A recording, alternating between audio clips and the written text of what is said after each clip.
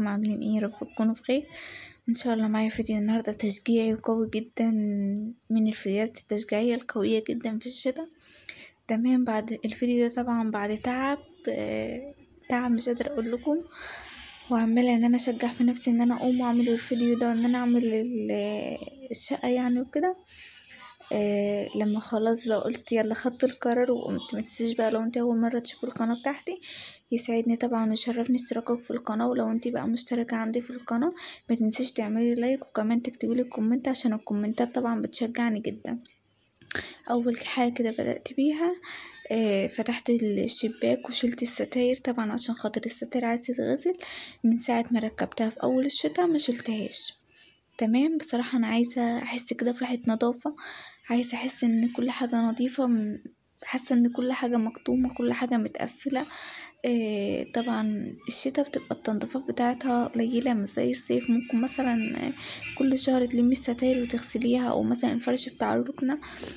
لكن الشتا بتبقى الواحد بيبقى عاجز، مبيبقاش قادر ان هو يقوم عشان خايف بقى ان الحاجة تنشفش، عايز يبقى مقفل كل حاجة، عايز يبقى فرش كل حاجة ومقفل الشبابيك ومقفل البيبان. فبصراحة في الجو بتاع الشتاء بيبقى متعب جدا، فبصراحة خدت بقى القرار من اول الشتاء ما غسلتش ولا ستاير ولا الفرش بتاع الركنة. قمت بقى كده خدت القرار، خلعت الستاير ومسكت كده الفرش بتاع الركنة كله، رحت خلعاه وقلت بقى كده هغسله. شغلت كده الستاير، شغلت الغسالة على الستاير. تمام، وعقبال ما يتغسلوا كده يكون انا فكيت الركنة. انا عايزة اقول لكم ان الستاير والفرش بتاع الركنة والتنظيف كله والفرش وتركيب الستاير وفرش الركنة كله اتعمل كله في يوم واحد، يعني الحاجة اتغسلت ونشفت وتركبت في يوم واحد. والله العظيم الحمد لله يا رب. اي نعم الواحد تعب وعمل مجهود بس الحمد لله. ما كنتش حابة ان انا اسيب الموضوع ان هو يطول مثلا ياخد مني يومين وكده. كنت حابة ان انا انجز كل حاجة في نفس اليوم عشان خاطر انا مكسلش، عشان خاطر انا لما بتعب وبقعد كمان بالذات في ايام الحمل بتاعتي فخلاص فبقعد، فالقعدة ممكن تطول، ممكن مثلا تاخد اسبوع او 2. فقلت لا، انا ادام خدت القرار ان انا هبدأ التنظيف فبصراحة خلاص ما قدرتش ان انا اعمل لها مثلا ديل وخلي حاجة لتاني يوم، مثلا اغسل الفرش بتاع الركن واغسل الستاير واكنس وامسح ولمع، واجي تاني يوم بقى اروح فرشة السجاد وفرشة الستاير وفرشة الفرش بتاع الركن. لا، انا عملت كله في يوم واحد. كانت الغسالة كانت شغالة والتنظيفات عارفين بقى لو كملت كانت السجادة بقى اتغسلت. بصراحة السجادة يعني وسخة جامد، السجادة متبهدلة على قد ما تقولوا قولوا، بس قضيت بيها الغرض عشان خاطر طبعا انا للمصداقية يعني مش هقدر اغسلها لوحدي. تمام، عشان حمل وكده وهي اصلا تقيلة وبتشرب مية كتير فمش هقدر ان انا اغسلها لوحدي. تمام، فجوزي كان بيساعدني فيها وكده، فاللي هو اصلا برضو مش فاضي. تمام، وعشان تتغسل تمام هتاخد لها يومين، لو هغسلها هنا عندي في الشقة هتاخد يومين. ليه بقى؟ هغسلها مثلا النهاردة بعد ما جوزي ما يجي من الشغل على المغرب، هسيبها تتصفى. تمام، لحد مثلا الساعة 10 ولا 11، بعد كده هنشرها ومش هعرف ان انا المها غير تاني يوم او مثلا تالت يوم الصبح، فاللي هي هتقعد فترة. ولو وديتها برضو المغسلة هتقعد لها برضو بتاع يومين 3 وانا ما عنديش بديلها. فكان عندي بقى الكسوة اللي انتوا هتشوفوها معايا دي نظيفة. تمام، فقلت بقى هفرشها عليها، منها اصلا ان هي تغير من شكل السجادة ومنها تغيير ومنها برضو ان هي تداري السجادة شوية. تمام، عشان خاطر ما نزهقش بقى كده لازم نعمل تغيير حتى بأقل التكلفة. تمام، هنا طبعا انتوا شايفين انا عملت مسكت الفرش بتاع الركنة كله لميته ودخلته عند الغسالة، وبعد كده مسكت الركنة كلها شلتها ودخلتها في الأوضة بتاع عدي. تمام، عشان خاطر يبقى قدامي بقى الصالة او الريسبشن يبقى قدامي واسع مفيش حاجة لخماني، والترابيزات كل حاجة دخلتها الأوضة بتاع عدي. وبدأت كده ان انا اكنس السجادة واكنس تحت الركنة. تمام، بصراحة انا لما شلت السجادة وتحتها نضيف عشان خاطر انا كنت لسه عاملاها من حوالي اسبوع كده او اسبوعين، بس ما صورت لكمش. كنت عملتها كده برضو مع نفسي، بس اللي هو شلت الركنة وكنست وشلت السجادة وكنست ومسحت ورحت فرشة السجادة على طول وفرشة الركنة. تمام. فاللي هو كان تحتها نضيف، بس تحت الركنة نفسها كان في بقى ورق، وكان في بقى ايه حاجات كده بقى من عدي، ممكن مثلا كيس شيبسي، لعبة بتاعته، مش عارفة ايه. بس بصراحة كانت نضيف، كان تحتها نضيف. تمام. بس انا بقى كنت حابة ان انا اغسل بقى الحيطان، كنت حاسة ان الحيطان متطربة، كنت حاسة ان الهواء الواحد بيتنفسه فيه تراب. لا انا عايزة نظافة، عايزة اشم ريحة نظافة. النيش والجزامة كانوا بقالهم مثلا حوالي من شهر او شهر ونص ما تلمعوش، فاللي هم اصلا من كتر ما كان متطبع عليهم ما كانش في شكلهم اللي هو اصلا يسر عدو ولا حبيب بصراحة. فالحمد لله يا رب ان انا اصلا ان انا عملت الشقة وخلصتها. عملت معاكم امبارح اوضة النوم، وانا كنت عاملة وعملت معاكم برضو المطبخ، وعملت انا مع نفسي الأوضة بتاع عدي. والنهاردة والحمد لله ربنا سهل وعملت الريسبشن بقى. بس بصراحة انا مبسوطة من النتيجة في الاخر. يعني غسلت الحيطان وغسلت الركنة وغسلت الستاير، وكان عندي كمان غسيل تاني غسلته في اليوم ده بقى. انا بدأت اليوم من ساعة الفجر. تمام. يعني انا بدأت اليوم كده من حوالي الساعة 6 الصبح. فاللي هو اصلا الجو اول ما الشمس ما طلعت حوالي الساعة 7 كده ولا حاجة، كانت عمالة تيجي وتروح. فاللي هو ان انا مقلقة، يا ربي ده الجو ده، انا هغسل الفرش بتاع الركنة وهغسل الستاير وعايزاهم ينشفوا النهاردة عشان الحق افرش، وعاتلة بقى الهم وخايفة ان الحاجة اصلا ما تتفرش ما تنشفش. بس الحمد لله اليوم اي نعم الشمس ما كانتش سخنة قوي يعني، بس كانت الجو كان هوا، فالهوا خلى الحاجة نشفت بسرعة جدا. مسافة ما نشرتهم وجيت صليت ولمحت النيش والجزامة وكنست بقى تاني ورحت مسحة تاني. ان انا مسحت مرتين، مرة معاكم ومرة بقى بعد ما لمحت النيش ولمحت الجزامة. تمام. ورحت بقى كنسة تاني ورحت ملمعة كده بالشرشوب هنا. بس كده كنت بقول لكم ان انا جايبه كده صابون من بتاع المواعين اللي انا بغسل بيه المواعين عادي، وغسلت الباب كان عادي، كان مشخبط عليه وكان مطبع وكانت حالته حاله برضو. هو المفروض ان الكاميرا كانت شغاله وانا بصور، بس اكتشفت بقى في الاخر وانا بعمل المونتاج ان اللقطه وانا بغسل فيها الباب دي كانت الكاميرا فيها كانت ممسوحه، كانت مفصوله، او المقطع ده اتمسح مني، مش عارفه بالظبط ايه اللي حصل. بس انا فاكره ان الكاميرا كانت شغاله وانا كنت بصور وانا بغسل الباب، مش عارفه بقى ايه اللي حصل. بس الباب بقى لمعه زي ما انتم ما شايفين. الكتابه اللي عادية كان كاتبها عليها بالقلم راحت. هنا بقى كده هبدا ان انا اغسل معاكم الشبابيك. هنا بقى كنت شويه عند الغسال، عشان زي ما قلت لكم ان انا الغساله بتاعتي نص اوتوماتيك مش اوتوماتيك كامل. الغساله تفصل اروح اطلع الغسيل اشطفه واحطه في العصاره واحط غسيل تاني غيره يتغسل واروح جايه مكمله. اي نعم اليوم كان تعب، بس اللي هو كنت مبسوطة ان انا عايزة انجز وقت، اللي هو ان انا مش عايزة اكسل. تمام. اللي هو اصلا تنظيف عميقة بعد شهرين، ياه ده الحمد لله. تمام. عايزاكم تشجعوني جدا في الكومنتات. تمام. وكمان عايزاكم تعملوا لايك عشان الفيديو يترفع. تمام. تكتبوا لي بقى بعد التعب اللي انا شفته ده. تمام. هنا كده بدأت برضو ان انا غسلت الشباك. بعد ما غسلت الباب رحت بقى كده ماسكه الشباك غسلاه زي ما انتم ما شايفين بقى. بصراحه انا مبحبش بقى شغل ان انا اجيب فوطه وامسح او المع وكده، لا انا عايزه ان انا اغسل كده واكب ميه، والميه بقى تنزل لي كل التراب او كل بقى. بس ما بحسش بالنظافه لو انا بكب ميه كده بتجيب الحاجه من اولها لاخرها. بصراحه الباب المفروض ان انا ما كنتش كبيت على ميه، عشان خاطر هو في الاول وفي الاخر هو خشب، والخشب برضو بيبوظ من الميه.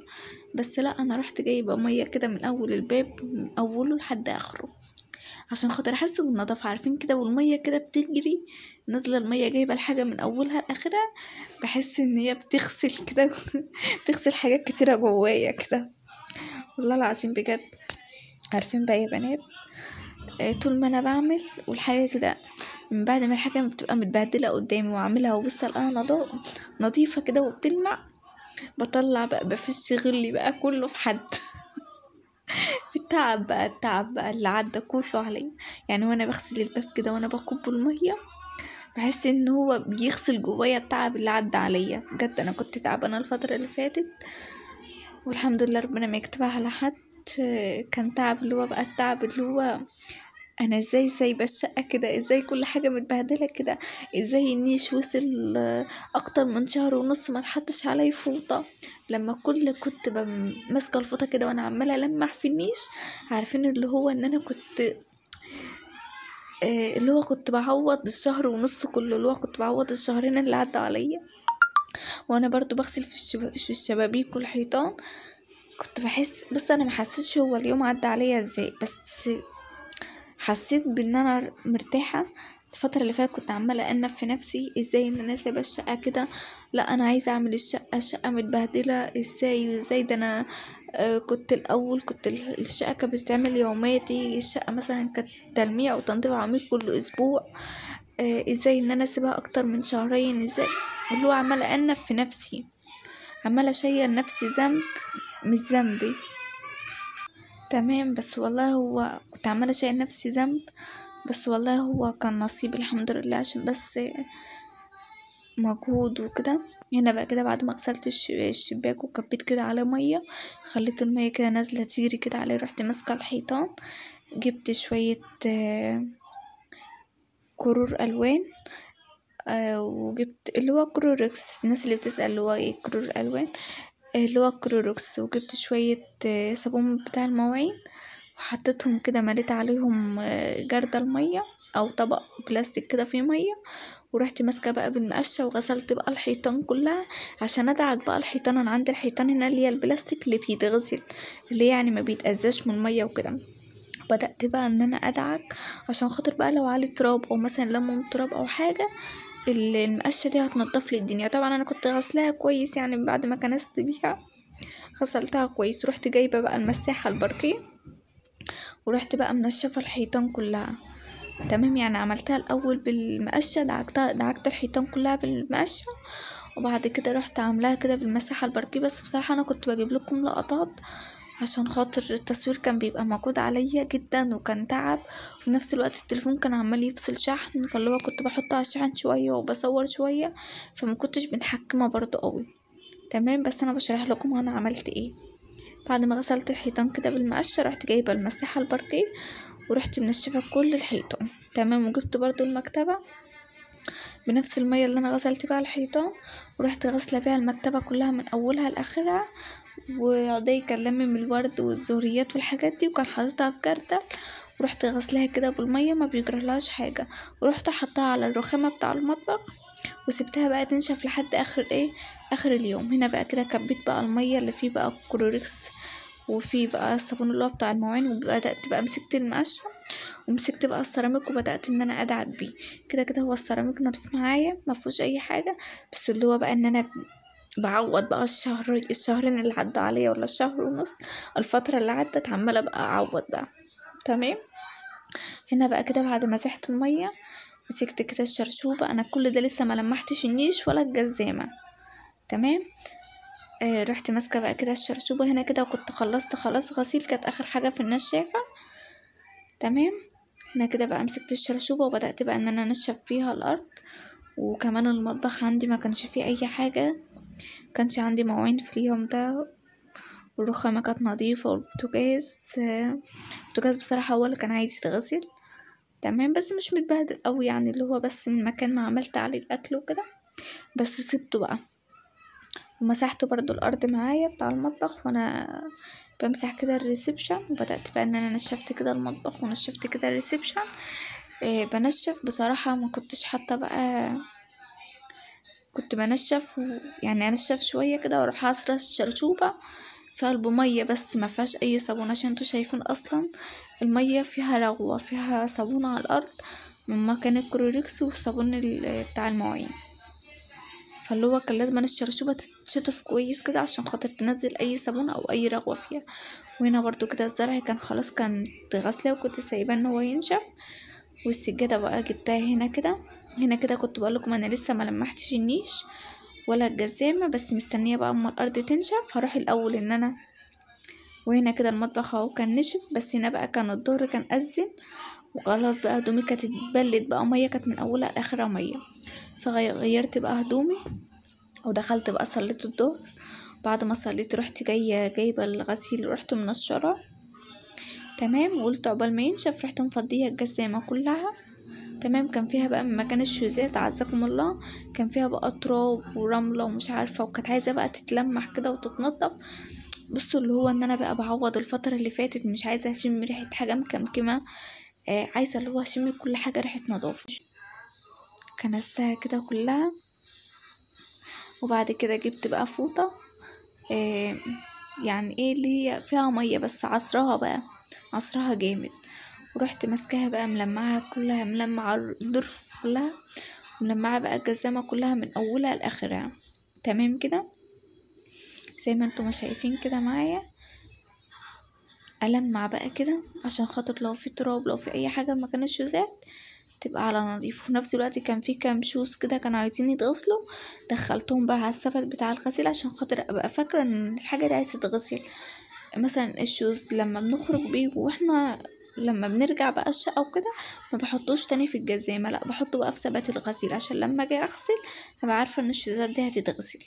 لكن طول ما في الجزامة كده ممكن انسى. يعني كان في شوز كان في الجزامة انا اصلا كنت ناسياه، اللي هو بقى افتكرت بقى كده وطلعت كذا حاجة كده كانت عايزة تتغسل، وهنا بقى رشيت معطر وسيبت بقى الجزامة كده مفتوحة شوية تتهوى بقى كده من ايه، من اي معطر او اي مثلا مكان ما لمحته وكده.